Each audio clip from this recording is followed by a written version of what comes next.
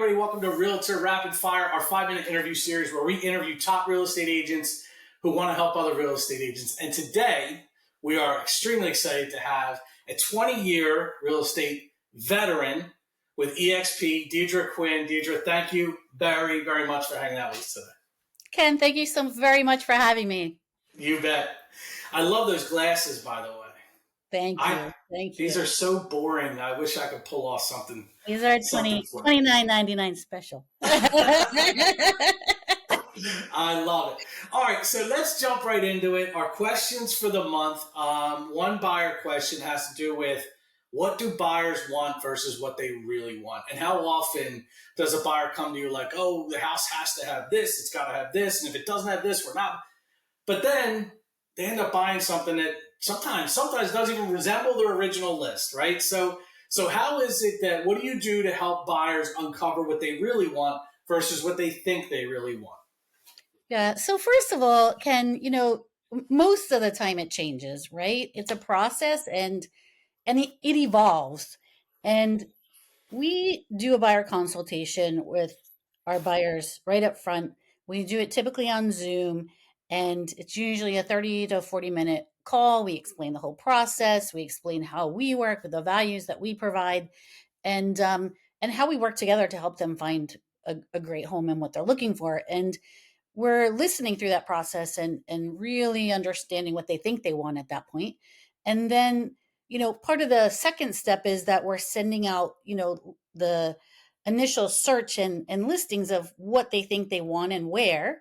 And at that point, sometimes there's a pivot and they're like, oh, well, no. I didn't realize that most of your homes in Philadelphia are 3 and 4 stories. So, I cannot do that many steps, or, like things just change, and sometimes they change there.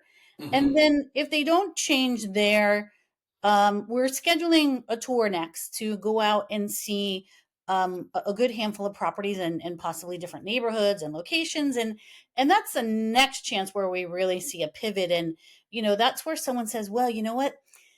This house doesn't have space for me to have my big holiday table where I have all my family over. Or this house doesn't have that backyard that I really enjoy sitting outside every evening and barbecuing in my yard.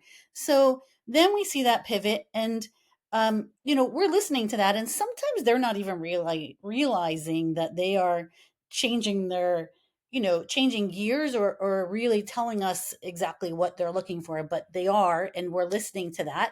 And then we're talking that over with them and changing everything, changing our criteria accordingly, right? So, then when they say, oh, well, you know what, this house just popped up, and I'm like, you know what, but I saw that house and that one doesn't have that spot for your table. Is that going to be suitable for you? Oh, you know what? Let's not waste our time seeing that. I really need the spot for the table. So, yeah. Understanding what's so important, like yes, and you're right. It takes a couple of pivot points, but you could save them a lot of time if you're listening, right? Absolutely. So listening and then having that conversation again with them and really honing in on that. And then I always encourage them as well to spend time on the location, right? Like that's the one thing. You can change anything about a house or the inside of a house, most things anyway, but you can't change the location. So go hang out there, check it out, see how long it's going to take you to get to work in the morning, or, see how long it's going to take you to get to the theater or the restaurants, or what's important in your lifestyle, because that's important as well. Cool.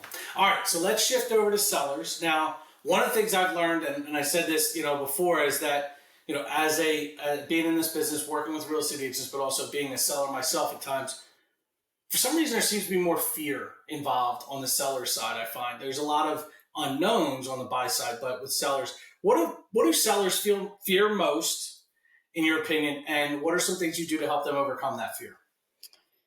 Yeah, so I think sellers really fear the unknown, okay? And that unknown can be a variety of things. We're always looking at the big picture. I encourage my team and my agents to look at the big picture and really see, like, if a seller doesn't have a spot to go next, well, that can be, really scary and uncertain. And you really want to look at that big picture. Are they selling their house first? And then what are they doing in the interim? And that can be an unknown.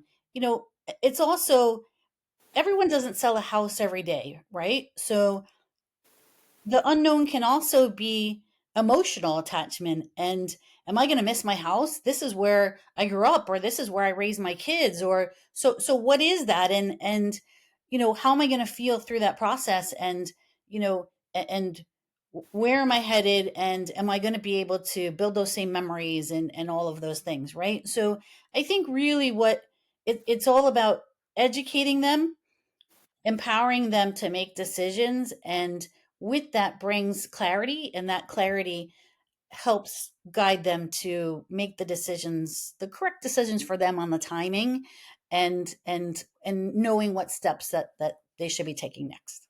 And you're right. The experience, 20 years experience in the business, right? Like something, what comes with that is the ability to see around corners. You know, it's not like the first time you're dealing with this particular emotion or dealing with this particular, you know, reservation. So I'm sure that has something to do with it. So that's great answers on that. Fun question. You ready? Ready. If so, April showers bring May flowers. May flowers, as we know, brings pilgrims. But if you could plant one seed, that's a bad dad joke. If you could plant one magic seed, and what would it be? So if I could plant one magic seed, I would plant a seed to grow trust. And I think that trust is one of the most important factors in a real estate agent. And I think with trust, everything else flows. When your client trusts what you're doing and knows that you are out for their best interest and their best interest only. I only will represent one side of a transaction because of that as well, because I always want to be very clear on who I'm representing, and that I am there for them, and it's only about what they need and what's best for them. So anything else follows, right? So once your client knows that they have that trust in you, that's everything, because they trust what you're saying, they know you're looking out for their best interests. If they ask you their options, you give them their options, and then they can see through that with clarity and make the decision that's right for them, knowing that you are out for their best interests and giving them the options the way that you see it for them. I think that's a great answer, and I think that for agents that are, you know, early in their career, one of the best ways to create trust is just simply commit and come through on your smallest commitments. I think that, you know, people, busy agents, busy people, they kind of, even if they miss the smallest commitment, they think, oh, it's no big deal. I said I was going to be here at 5 and I'm here at 5:05. Make your smallest commitments, because that's where the trust is built. And I think that that is an absolutely phenomenal answer. Phenomenal answer.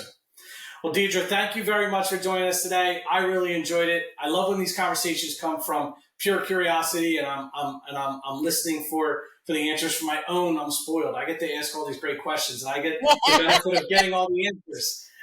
So thank you very much for joining us, and hopefully you'd be willing to come on again. Thanks for the opportunity, Ken. Have an amazing day. You too.